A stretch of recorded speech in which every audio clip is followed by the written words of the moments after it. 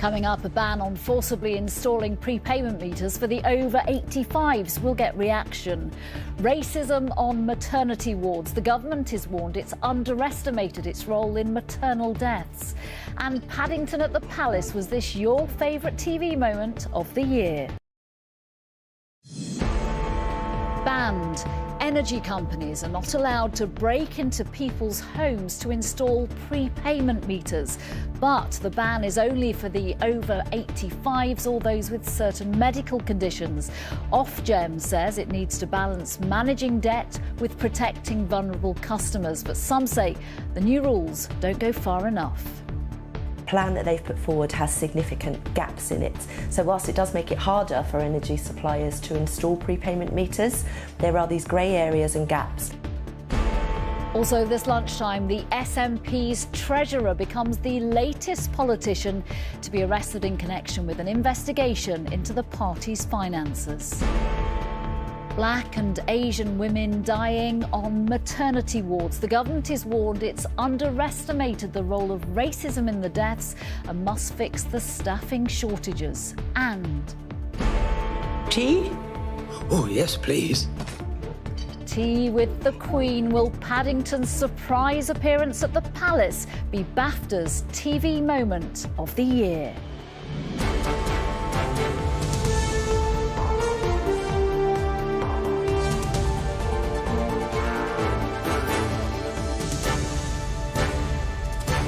This is the ITV Lunchtime News with Nina Hossain.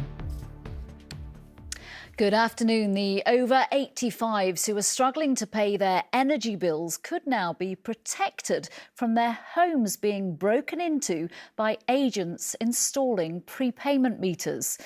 The new rules follow an investigation by the Times newspaper into the practice. The rules are set by the energy watchdog Ofgem, but the ban is at this stage voluntary, which has led to campaigners and Labour saying it doesn't go far enough. Energy companies must also now make at least 10 attempts to contact a customer in debt, and agents must wear body cameras to prove they're following the new rules. Our political correspondent Harry Horton has the details. Hello, it's British Gas or Gas Supply. We're here with a court warrant. Can you please open the door? Otherwise there are lots of people open it for you. Forcing their way into vulnerable homes to force-fit prepayment meters. This undercover footage of debt agents acting on behalf of energy companies caused public outcry earlier this year and led to firms halting the practice. Those who've had a prepayment meter forced upon them say it's made managing their finances harder. In fact, it's made me feel more anxious, having to find the money every month to put on the meter. And I also have a 5-year-old child, so having to find the money has been a real struggle. Energy companies have now agreed to new rules. There will be no forced installations for over 85s. The same goes for some with serious health conditions, including terminal illness. For households not covered by the ban, 10 serious contact attempts and a site welfare visit must be carried out before any installation, and £30 credit will be added to new meters to ensure no loss of supply. But that code is only voluntary, and Labour says the government should ask the regulator Ofgem to go further. So will he now instruct the regulator to keep the forced installation ban in place until he meets the promise he made and which is being broken today to protect all vulnerable customers? Well, Mr. Speaker, it's an Ofgem announcement today, which I do welcome because I asked them to go away and come to a voluntary agreement. So it's actual action which makes a difference. Campaigners worry some disabled people could still be left vulnerable. The plan that they've put forward has significant gaps in it. So whilst it does make it harder for energy suppliers to install prepayment meters, there are these grey areas and gaps, and we're really worried that the energy suppliers will exploit those gaps, and it leaves disabled people unprotected in too many instances. Ofgem was unavailable for comment today. Questions remain over whether the regulator has gone far enough and whether the government should step in and ban forced installations entirely. Harry Horton, ITV News. I'm joined from Edinburgh now by Simon Francis from the End Fuel Poverty Coalition. Thanks for talking to me this afternoon. What is your reaction to today's announcement? Well, the energy rules that have been put in place today clearly do not go far enough. There are just so many gaps in them, so many vulnerable groups who could still be forced onto prepayment meters against their will. Now, these include, older people who are under the age of 85, but still may have significant mobility or health issues. It also includes some really important vulnerable groups. So, for instance, under these new rules, people with Alzheimer's will be subject to some kind of energy therm test to see whether or not they think they are suitable for a prepayment meter or not. Now, how is an energy firm, the people who are going to make that decision about whether someone with Alzheimer's or with cerebral palsy is capable of topping up their meter on a regular basis? And how are they going to understand how their condition may deteriorate in the future? There are just too many gaps in this in these code of conduct, and unfortunately there's more questions that have been asked than there have been answered. All right. The chief executive of Ofgem has said that it needs to balance managing debt with protecting some of the vulnerable customers that you've just described there. What do you think energy companies should do when they are faced with people who aren't vulnerable, who are getting behind on their bills, who are getting into debt for whatever reason?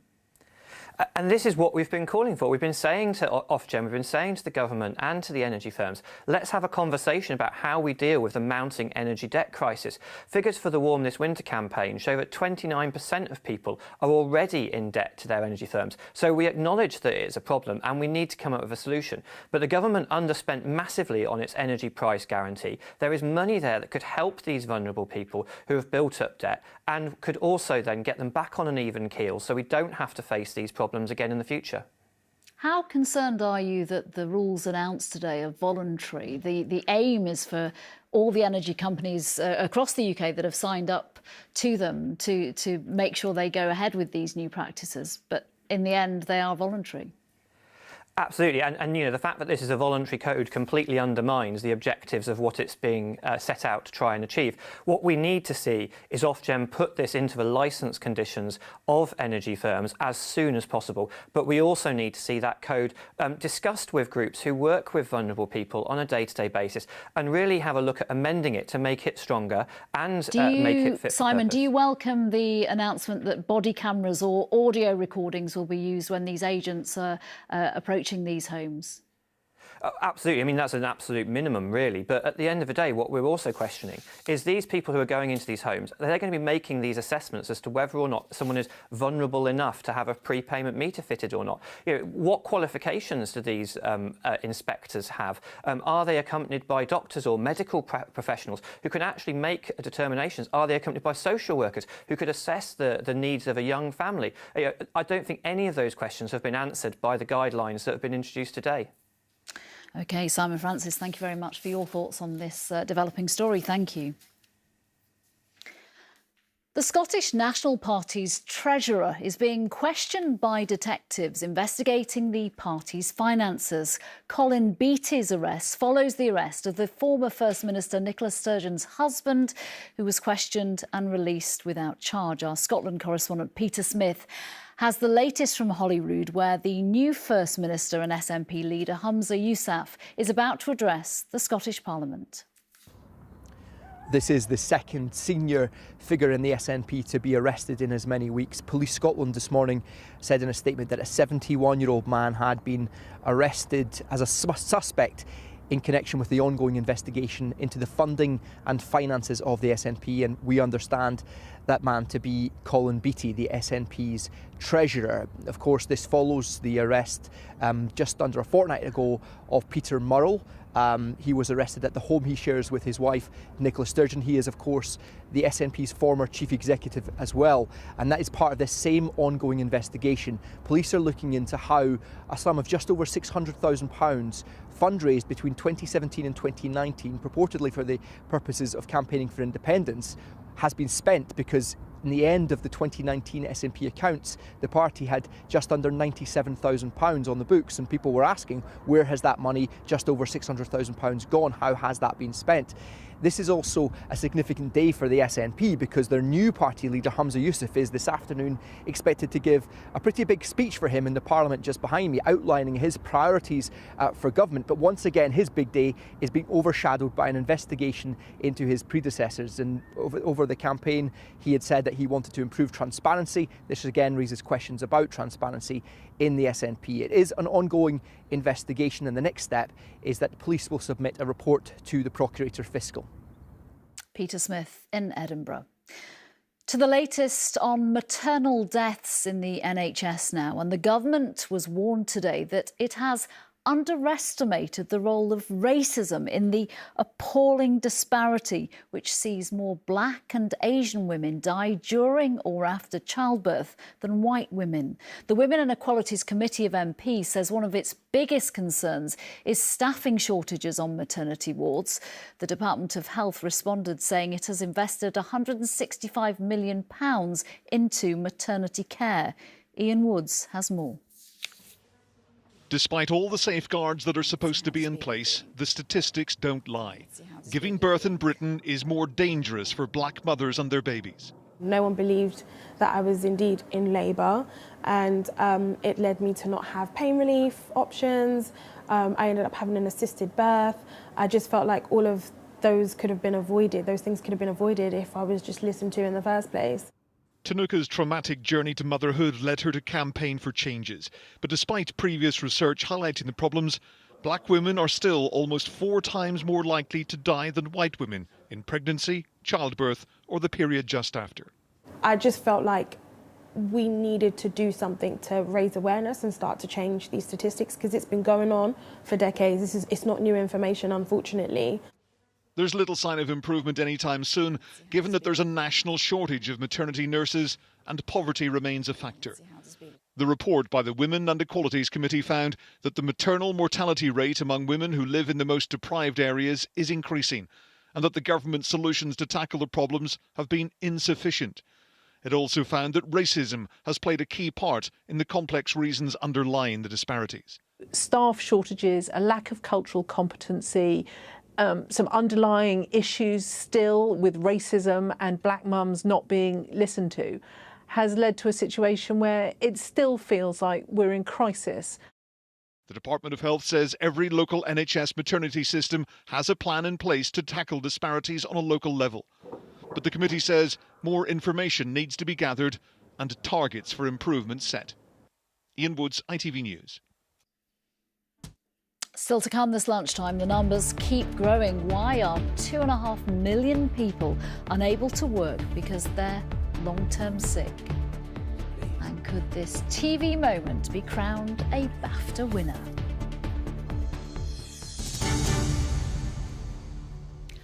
First, an 84-year-old man has been charged with shooting a black teenager who went to the wrong house to pick up his younger brothers. The latest shocking shooting in the United States led to protests outside the suspect's home in Kansas. A prosecutor said there was a racial component to the shooting. Good morning, Britain's North America correspondent Noel Phillips reports from the city. It was a fatal mistake which nearly cost him his life. 16-year-old Ralph Yao went to the wrong address to pick up his 2 younger brothers. But after ringing the doorbell on the street, he was gunned down, shot twice, including once in the head. His alleged attacker, this 84-year-old white man named as Andrew Lester, is now facing charges of assault in the first degree and armed criminal action. As a result of these charges, a warrant was issued for Mr. Lester's arrest, and bond was set at $200,000. Whilst bleeding on the ground, the teenager was shot a second time. And despite running to several homes for help, his family say he was turned away. He had the bullet in up here for about, let's say, up to 12 hours before it was taken out. So that injury is extensive, and it's the residual effect of that injury is going to stay with him for quite a while. The shooting has ignited angry protests and has raised questions about race and America's gun laws. It breaks my heart. I mean, I'm a parent, you know. It's just, it's a national disgrace. the way that we behave with guns in this country. Actress Halle Berry has also joined calls for justice, tweeting, "I'm sick and tired of this feeling," while the Vice President Kamala Harris said every child deserves to be safe. Meanwhile, in upstate New York, 20-year-old Kaylin Gillis was shot dead by a 65-year-old homeowner after the car she was traveling in had mistakenly driven to his house after going to the wrong address. The devastating impact of gun violence is now crippling this nation as the search for answers continues. Noel Phillips, ITV News, Kansas City. The number of people off work due to long-term sickness has risen to another all-time high. The latest figures from the Office for National Statistics show the unemployment rate has risen and wages are falling behind surging levels of inflation. I'm joined now by our economics editor, Joel Hills. Joel, what do you make of today's figures? Well, the rate of unemployment is historically low levels, and as you're quite right in saying, prices continue rising faster than pay. We've heard this song a million times before in the last year or so, Nina, but there are some subtle changes in what the Office for National Statistics published today. First off, the number of people out of work who are also not looking for work has fallen. Now, this is really quite encouraging because one of the big issues that we've had, one of the big challenges that we've faced in the UK is that the workforce is smaller than it was before COVID. You can see here 2.5 million people say they're unable to work because they're long-term sick. That's a record. It's up 177,000 on a year ago and 400,000 on 3 years ago. Now, what's called economic inactivity rose very significantly during COVID. Last month, the Chancellor, of course, announced a series of incentives to try and coax and support people back into work. The evidence published today suggests that while young people are re-engaging, the over 50s are not, and the number of long-term sick is at a record high. The second thing to take away, which you've already mentioned, is that pay adjusted for inflation fell in February for a 15th month in a row, particularly bad for people in the public sector that are feeling the squeeze the most. What impact do you think today's figures, all of those figures, will have on the Bank of England's decision on interest rates, which we're expecting on May the 11th? Well, it's worth remembering that the Bank of England's been raising interest rates because it's been concerned that there were as many unemployed people in the economy as there were jobs available. You may think that sounds like a very good thing. The worry the bank had was it would mean that people were asking for and getting very large pay rises, which risk creating yet another wave of inflation. There are still 1 million unfilled vacancies in the economy, but wage growth has eased a little. There are signs that fewer firms are having recruitment difficulties. Much depends, Nina, on what gets published tomorrow. We'll get the latest inflation data for March. The markets, though, are betting on another interest rate rise as it stands next month. Joel Hills, thank you very much. Thank you. A university student and a former museum worker remain in custody after the World Snooker Championship was disrupted by a Just Stop Oil protest. The game was interrupted last night when a protester leapt onto the table and threw orange powder all over it. More than 5,000 people have crossed the channel in small boats so far this year. That is according to the latest data from the Home Office. That's fewer crossings than at the same point last year. 113 migrants were detected in 3 boats yesterday, suggesting an average of around 38 people per boat. Shoppers will see the return of free-range eggs in the coming days as restrictions preventing the spread of bird flu have started to lift. Flocks have had to stay indoors and away from wildlife since early November. And the owners of messaging services such as WhatsApp have urged the government to rethink the online safety bill. Ministers want to implement better monitoring to root out child abuse images. Tech firms, though, are concerned the bill could undermine privacy.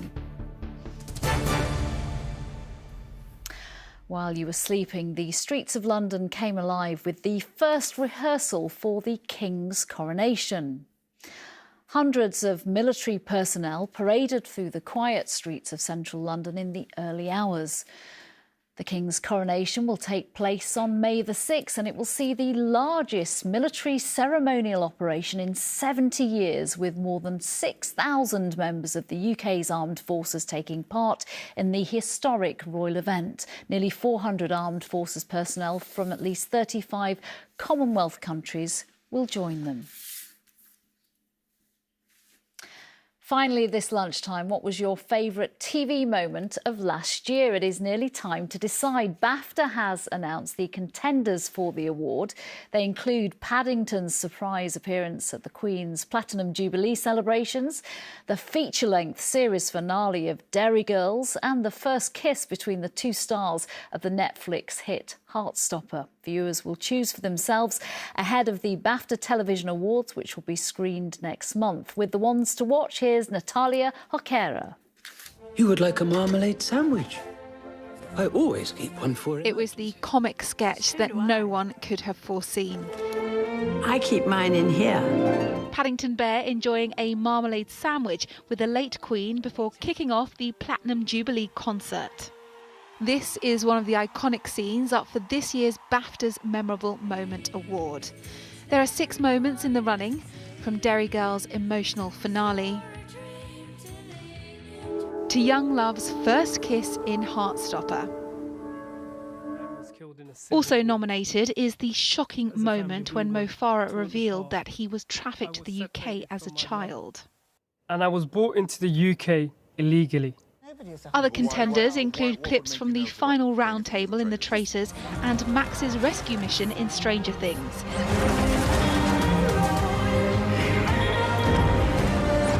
BAFTA said that the moments chosen this year capture what BAFTA stands for: creativity, innovation and authenticity.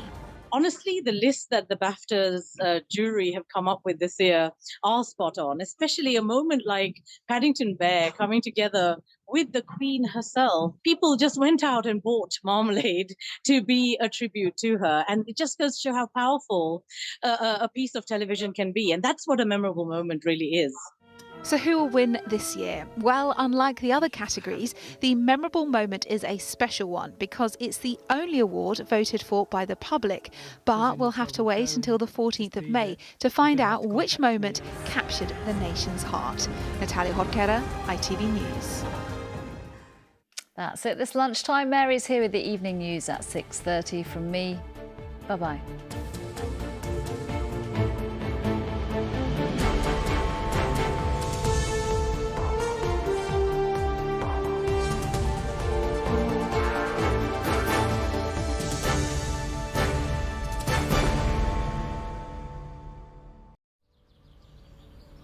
Today will be lovely to start with before quickly spreading to all parts later.